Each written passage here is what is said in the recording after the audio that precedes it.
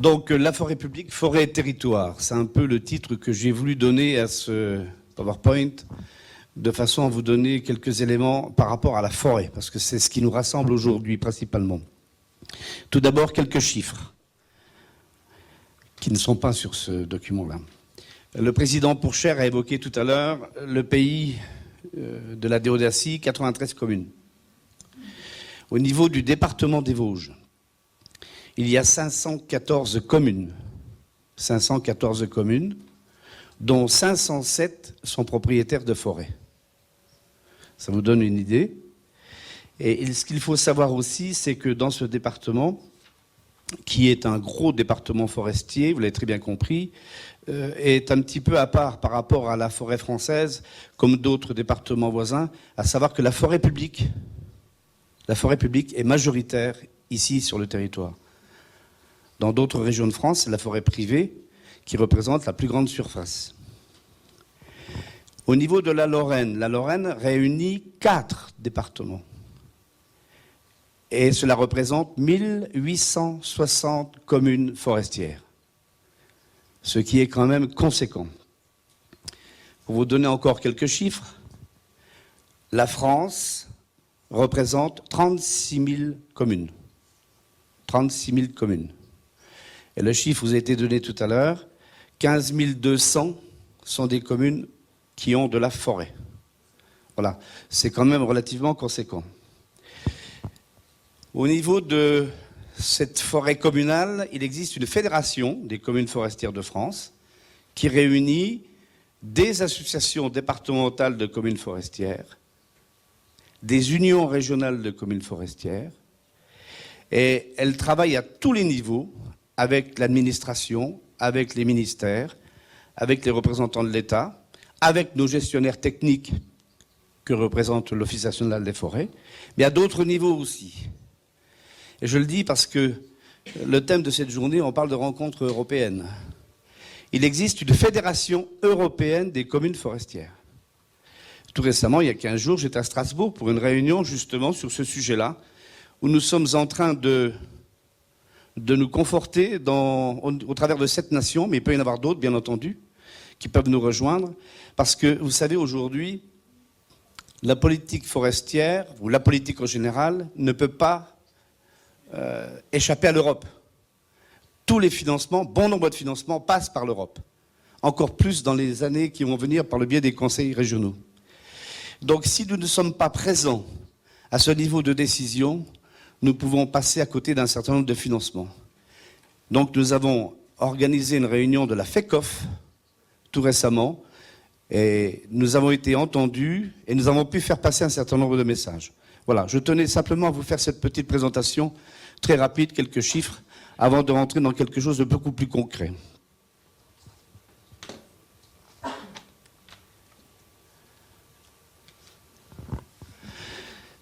La forêt a un espace multifonctionnel. Alors là, je me positionne en tant qu'élu de la commune. Le maire de la commune ou les élus communaux, qui est en phase 2 pour tout ce qui touche à la forêt. Là, vous pouvez constater que ça représente un certain nombre de personnes. Vous avez déjà les propriétaires privés qui sont concernés par la forêt à leur niveau à eux et qui peuvent avoir des pistes de travail communes. Nous avons en face de nous les randonneurs, ici très certainement, le grand public, les environnementalistes, plus ou moins nerveux, les chasseurs. Alors là, les chasseurs, si on attaque sur le domaine de la chasse, je vous dis pas. Les enfants des écoles, les touristes, les gestionnaires, en l'occurrence l'Office national des forêts, les quads. Alors les quads, vous savez ce que c'est? Ce sont ces petites motos à 4 roues qui vont en forêt de plus en plus souvent, mais qui n'y vont pas forcément dans des conditions optimales. Les bûcherons, avec qui nous travaillons régulièrement, les ornithologues, vous savez ce qu'il en est maintenant concernant la protection des oiseaux, en particulier le grand tétras, les affouagistes, c'est-à-dire la possibilité de faire du bois en forêt pour son usage personnel dans une commune, les scieurs, les chaufferies bois, que nous soutenons, que nous initions parfois, les habitants de votre commune, les vététistes, les élus locaux, d'autres structures, de communautés de communes ou d'autres structures. Donc il y en a certainement d'autres, mais c'est simplement pour vous montrer que l'élu forestier communal, le maire de la commune, se trouve en face de tous ces intervenants. Il n'y a pas que le côté technique, il y a tout ça. Alors tout d'abord, un espace multifonctionnel avec l'écologie, que nous prenons en compte, Étienne Zahn l'a rappelé tout à l'heure, à savoir que nous adoptons un plan de développement durable de la forêt. Donc nous tenons compte de l'écologie, nous ne voulons pas brader la forêt. Et heureusement qu'il y a ces fameux plans d'aménagement qui empêchent les élus de faire n'importe quoi. Parce qu'on pourrait voir, dans certains cas, une forêt, sur un mandat, être coupée complètement. S'il n'y avait pas ce plan d'aménagement qui soit un véritable guide, un véritable cadre. Donc nous tenons compte de l'écologie sous toutes ses formes. L'économie représente pour nous un axe essentiel. Essentiel. Pour autant, on ne peut pas le détacher de l'écologie et du social. C'est de notre responsabilité à nous élus. On ne peut pas privilégier l'un par rapport à l'autre. Nous sommes obligés de tenir compte des trois. Alors la place des élus, vous l'avez un petit peu représenté ici, avec par exemple l'activité de une fabrication de pellets, de plaquettes forestières. On a les relations avec les scieurs, là les chaufferies, là les habitants. Donc l'élu aujourd'hui ne peut plus, je dirais, ne s'occuper que d'un pan de la forêt. Il est obligé d'avoir une vision et une approche globale.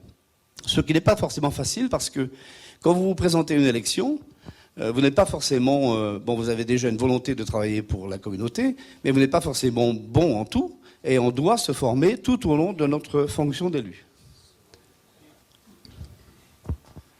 Ah, ça ne passe pas. L'élu. Donc l'élu, propriétaire de la forêt, et encore, quand je dis propriétaire de la forêt, nous en sommes gestionnaires pendant le temps de notre mandat.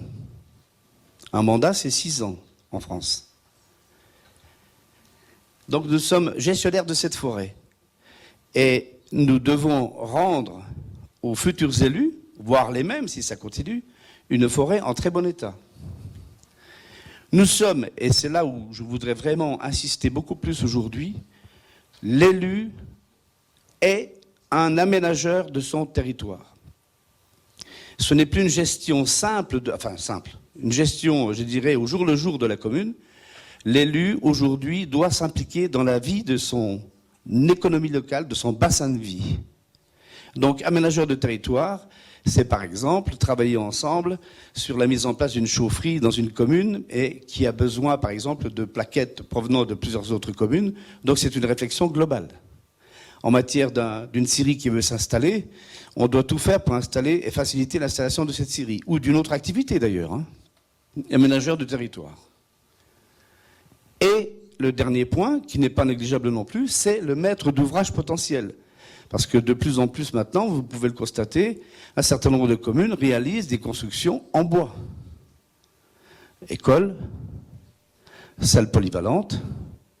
Je pense à Gérard Armé avec un ouvrage un peu particulier qui est l'abri pour le sel de déneigement pour l'hiver, le ravalement, l'isolation, les énormes travaux que vous avez faits sur l'école de musique à partir du bois. Et il y a bon nombre de communes maintenant qui se lancent dans un certain nombre de réalisations. Je crois pouvoir dire qu'il y a ici un maire qui a un projet dans sa tête, je crois qu'il est bien avancé, c'est une caserne de sapeurs-pompiers en bois. Ça peut peut-être surprendre, mais c'est quand même le cas. N'est-ce pas, Étienne ? Voilà, ce sont tous des exemples comme ça. Donc, maître d'ouvrage potentiel. Le département des Vosges, le conseil général du département des Vosges a déjà montré l'exemple il y a un certain nombre d'années en réalisant un lycée et un collège en bois. Pour autant, maintenant, c'est quelque chose qui va aller se développant, y compris pour le particulier. La construction en bois pour le particulier est en plein essor aujourd'hui. Donc, il n'y a aucune raison pour que les élus communaux ne s'inscrivent pas dans cette même trajectoire. Donc, l'élu est porteur d'une politique forestière. Maintenant, c'est une volonté très très forte que nous entendons soutenir. Voilà, quelques politiques territoriales, sans construction publique en bois local. C'est un thème, un concept que nous développons maintenant au niveau de notre fédération et qui porte ses fruits, puisque nous sommes à plus de 30 réalisations maintenant en France, à partir d'une construction en bois et en bois local. Vous comprenez bien qu'on entend utiliser notre bois localement, bon, pour des problèmes de déficit de carbone et autres, mais bon, si on a besoin d'une essence particulière qu'on ne trouve pas dans notre secteur, on ne va pas hésiter à aller chercher ailleurs. Il ne faut pas être non plus des ayatollahs, pas du tout. Une autre politique territoriale que nous menons déjà depuis un certain temps, c'est les 1000 chaufferies bois. Ce concept, nous l'avons lancé il y a quelques années, et nous venons de terminer ce programme-là. Et je peux vous dire qu'on a réussi à initier au niveau de notre fédération, au niveau des conseils et des suivis que l'on a pu faire, on a atteint ce chiffre de 1000 chaufferies bois. Donc, construction en bois public local. Les 1000 chaufferies, la charte forestière de territoire, mais je vais terminer par ça, la charte forestière de territoire, d'autres pôles sur lesquels nous travaillons, les pôles d'excellence rurale. C'est une initiative qui est prise par un certain nombre d'élus et d'autres personnes pour travailler ensemble sur un sujet donné. Et vraiment essayer de le porter, mais le plus haut possible, pour entraîner un certain nombre d'actions. Un exemple, Terre de Hêtre. Terre de Hêtre, c'est un sujet qui était d'actualité tout ce week-end, ce grand week-end qui vient de se passer à Épinal lors du Salon de l'Habitat, à savoir que les élus du syndicat mixte du pays d'Épinal, c'est pas le pays de la Déodacie, mais c'est le pays d'Épinal, se sont penchés sur un problème très particulier. Ça a été dit, ici nous sommes en région de forêt résineuse, dans l'autre partie du département des Vosges, nous sommes dans une zone de feuillus, et en particulier de hêtre. Et nous ne savons plus quoi en faire du hêtre. Un, il n'est pas payé très cher, c'est le moins qu'on puisse dire. Deux, on en a des quantités phénoménales. Comment peut-on valoriser ça? Donc des élus se sont mis autour d'une table, mais pas tout seuls. On a demandé à ce que tous les intervenants de la forêt viennent autour de nous. Et ce pôle d'excellence rurale a été validé au niveau des ministères concernés, ce qui fait que cette structure existe, travaille actuellement, et les premiers fruits, je dirais, sont en train de se présenter, et ma foi, de se présenter de belle façon. Donc on veut valoriser le hêtre. Voilà, c'est une des politiques territoriales que nous recherchons à tout prix. Donc ce que je voudrais dire pour conclure, c'est que le pays de la Déodacie est tout à fait en phase avec ça, il n'y a aucun doute là-dessus. Ça a été dit par le président Étienne Pourchère tout à l'heure, en tout début de son propos. Charte forestière de territoire. Ces chartes de forestières de territoire que la Fédération des communes forestières a initiées, il y en a plus de 120 aujourd'hui en France, a permis de rassembler là aussi tous les acteurs, de faire un diagnostic, et le pays a ensuite repris cette étude qui a été faite et a décidé de la valoriser. Donc je crois qu'on est vraiment au niveau du pays de Déodacie, dans un exemple remarquable d'action menée par les élus de terrain. Et je crois que si on y arrive, bon, on a un rôle essentiel. On n'est pas tout seul, mais on a un rôle essentiel. Et si on y arrive, on ne peut que contribuer à une meilleure valorisation économique. Alors, économie pure, au niveau de l'industrie, mais pas que celle-là. C'était dit aussi bien au niveau environnemental. Les bistrots de pays, c'est de l'économie. Les parcours VTT, les haltes, les relais, les gîtes et autres, c'est de l'économie. Donc c'est un ensemble. Donc si on arrive à valoriser tout ça, ben, je crois qu'on aura fait un bon bout de chemin. Merci de votre attention.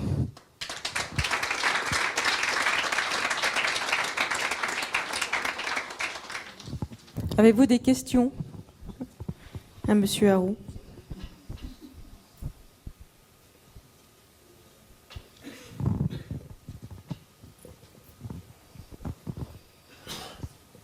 Je vous demande comment vous réussissez, avec le Code des marchés publics, à obtenir des bois locaux pour la réalisation des constructions publiques. Oui, alors vous avez mis le doigt sur une difficulté que nous rencontrons. Alors il y a des possibilités. Quand vous faites un appel d'offres marché public, vous pouvez demander des variantes. Vous demandez par rapport à un projet, construction d'une salle polyvalente, par exemple, en bois, vous le présentez de façon globale ou en bois local. Et vous contournez déjà le problème. Parce que le choix reste... On ne peut pas dire que vous avez privilégié telle ou telle piste d'approvisionnement. Vous comprenez? Vous avez proposé une version globale et puis une autre variante, voire une deuxième ou une troisième variante. Dans un appel d'offres, tout est possible. Et rien n'empêche à ce moment-là les élus de retenir l'appel d'offres en bois local.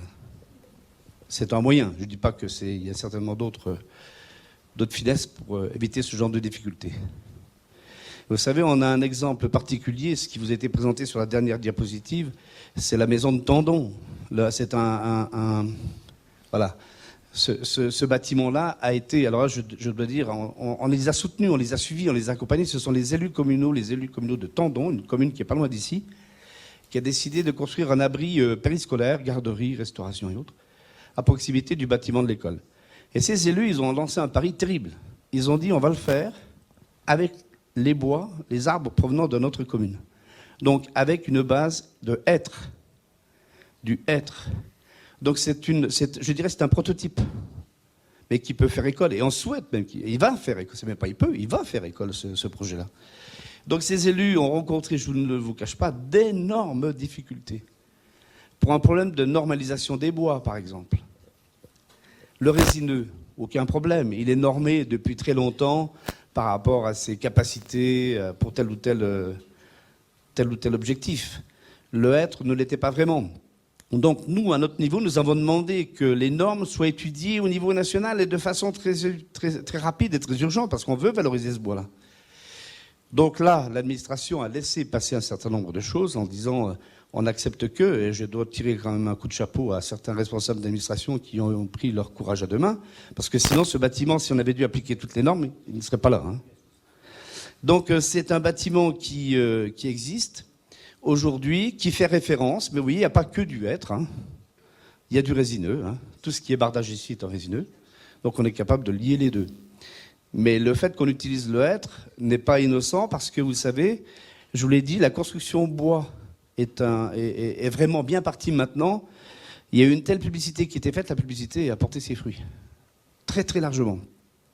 Et vous avez des scieurs de résineux qui utilisent naturellement le résineux pour la construction en bois, qui commencent à s'inquiéter sur la capacité du massif des Vosges à pouvoir fournir autant de mètres cubes de résineux dont on pourrait avoir besoin pour la construction bois.